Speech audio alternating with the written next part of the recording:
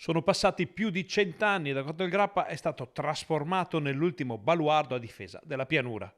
Da lassù gli austro-ungarici vedevano Bassano e la Brenta, la grande pianura e in fondo i tetti dorati di Venezia, ma non arrivarono mai più vicini di così alla città del Ponte. Sulle balze del massiccio nacque in quei giorni il mito degli Arditi, forgiato sul fronte veneto ed entrato nella storia della Grande Guerra.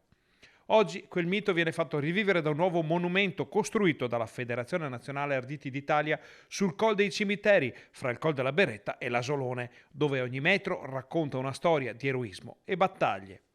Il monumento è stato inaugurato domenica dopo le cerimonie al Col Moschin ed è stato intitolato alla memoria di Ciro Scianna, ardito morto durante un assalto al Monte Asolone il 24 giugno del 1918.